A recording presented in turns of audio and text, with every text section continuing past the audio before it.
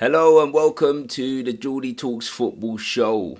Well, let's get straight into it. We're still at the World Cup. We're into the final week. The semi-finals are now finito.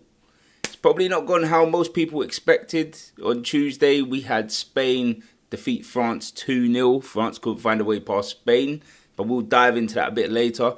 And yesterday, we had Argentina come from behind against England and win 2-1. So the final, we've got Spain versus Argentina. Interesting final.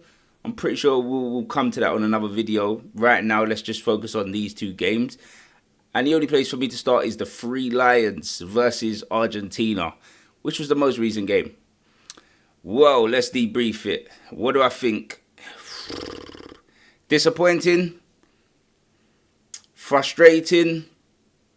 I think, I don't mind losing. I don't mind losing at all. But it's the way you lose. I don't think it's great that we've managed to go out in that manner. I think a country the size of England in terms of football should not be going out in that manner. I thought that was poor.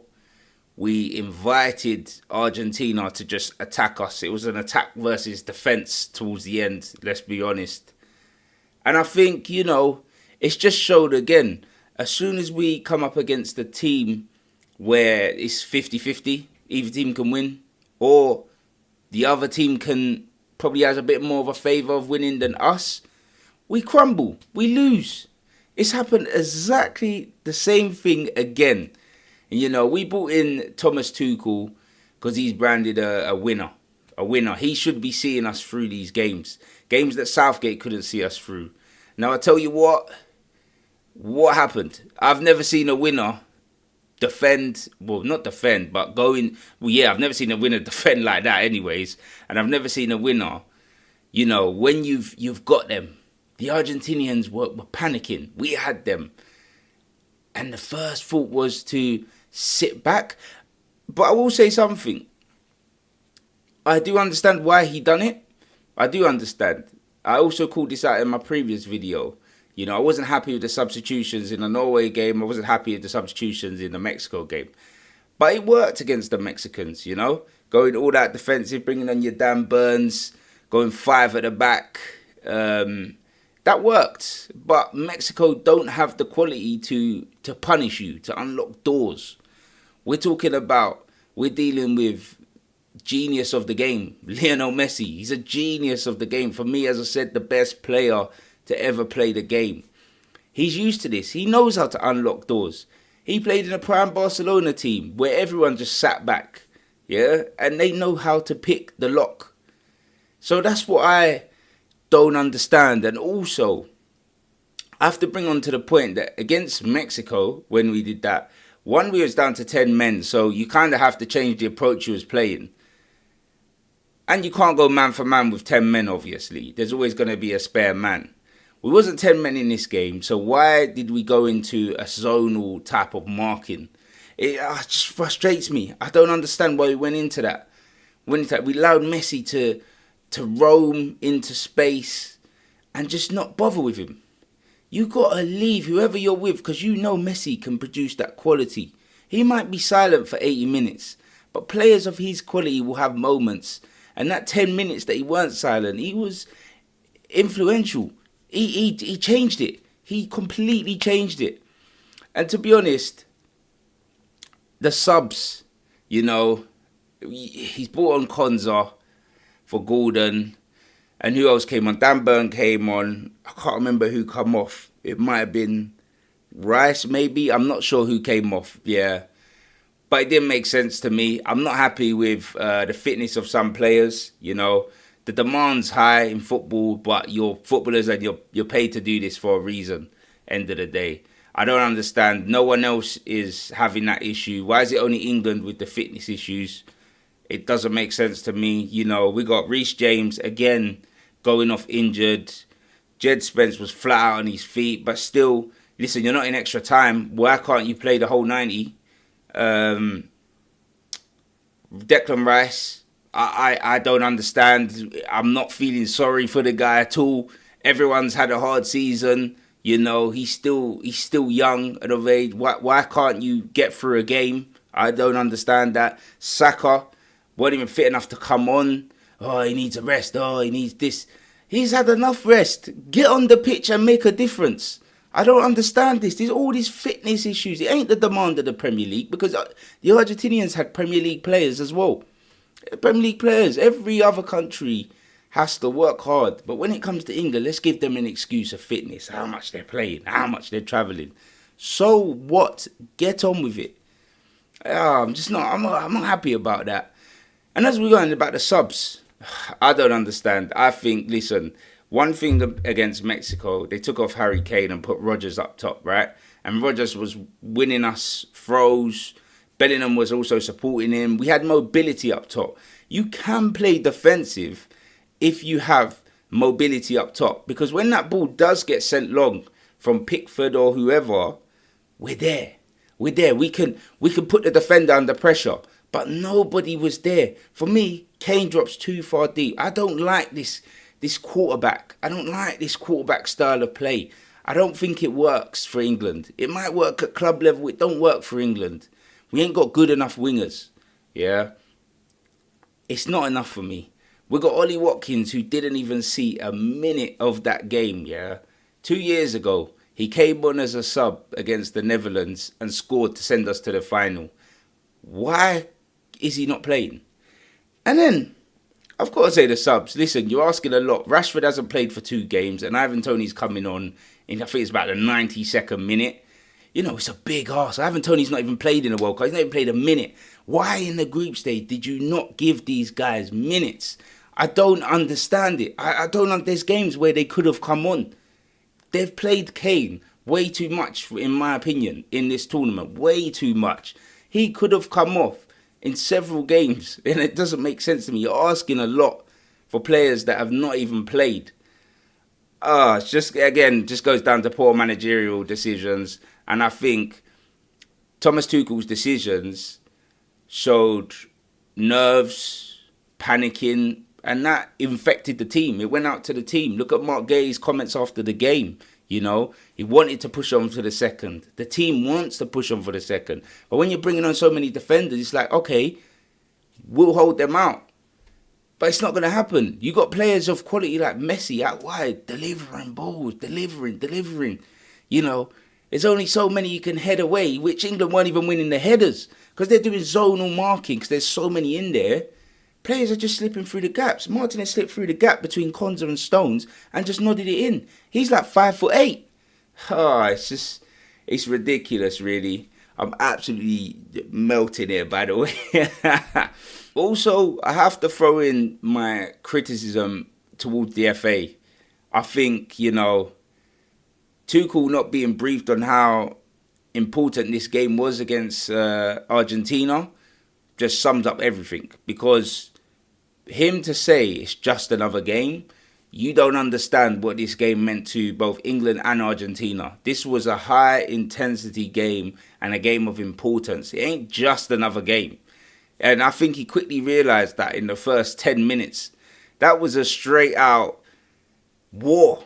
That was it was always going to be. It's always going to be. We wanted to win this game, and so did they.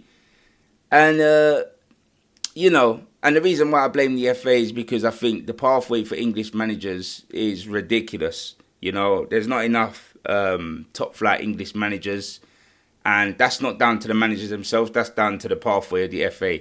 Why is there only, I think, 2 English managers in the Premier League now with Eddie Howe and Frank Lampard? That is not good enough. There's 20 teams and only 2 are English. If you compare it to an NFL, yeah, I know they're not clubs, they're called franchises. There's a requirement in NFL that you have to be a US citizen, regardless. To own a franchise, you have to be a US citizen. Whether you're dual or not, you have to be. Yeah, there's 32 franchises in NFL, and only 3 owners were not born in the US, but they're all citizens. That's the difference. You know, there's pathways. one. Do you know what? Let me give you a scenario. A young Jack Wilshere, I think it was 17 against Barcelona. Arsene Wenger gives him a chance. Listen, you're in against Barcelona, son. Yeah. Would that happen now? Probably not. Probably not. That's why I don't blame Jude Bellingham for turning down Man United and going abroad. Because would he have got the opportunity? Probably not. And the thing is, the way the Premier League set up, I don't want to make this a Premier League chat, but I'm just explaining about the FA. The way the Premier League set up for me is all wrong. It's just a commercial business. It's all wrong. We're helping so many other countries. I even go back to Arsene Wenger's time, yeah? He used the Premier League to help the French national team. That's the difference.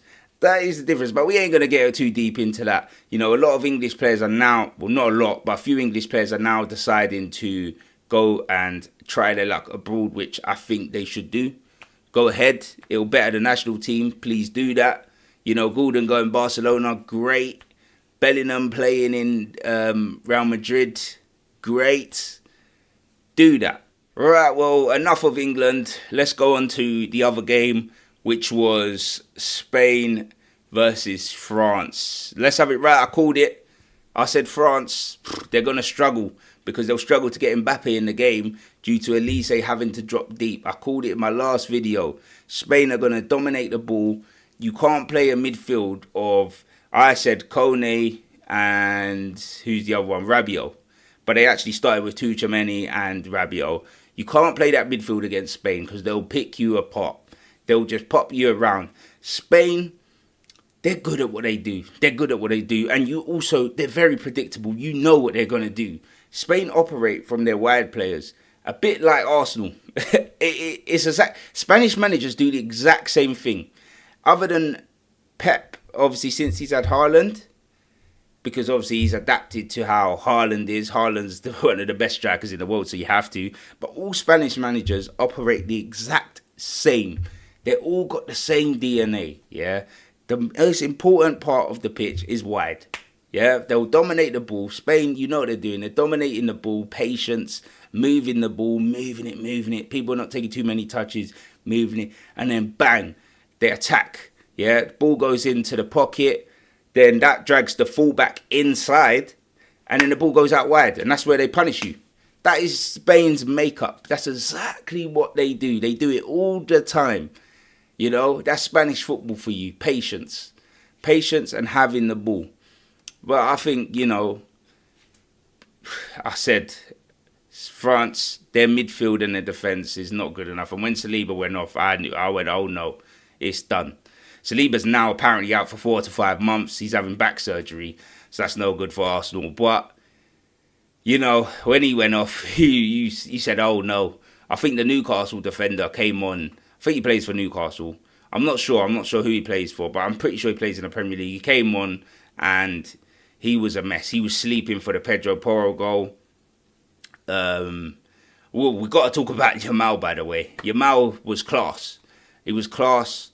And I like Yamal, but I still think against certain defenders, he doesn't turn up that much.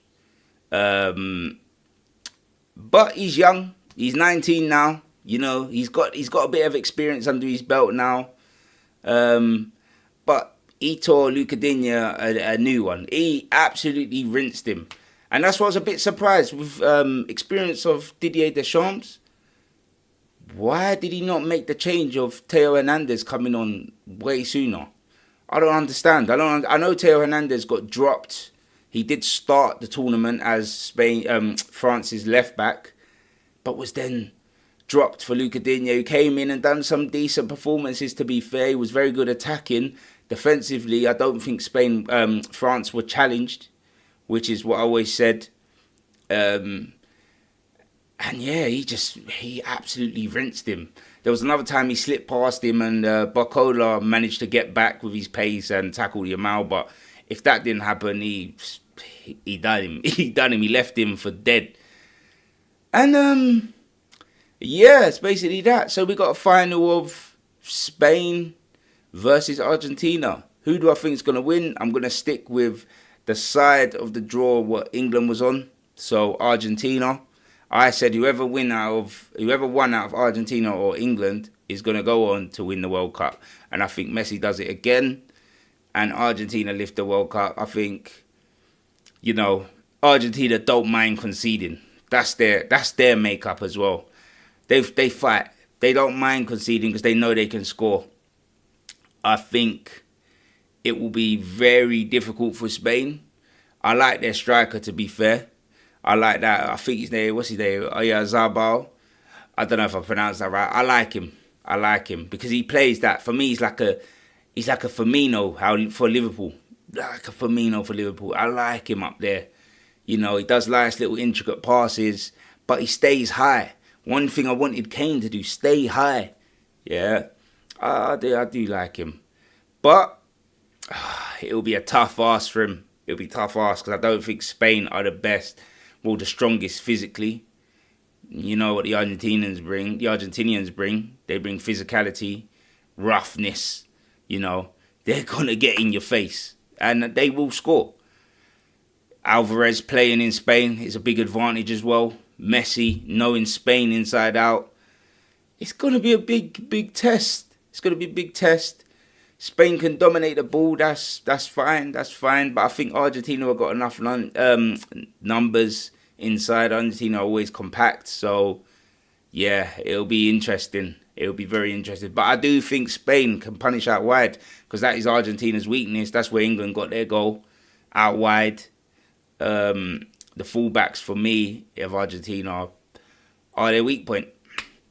But we have to wait and see. I'll definitely be doing a video on the final anyways. And a few videos coming out with regards to the transfer news, what's going on.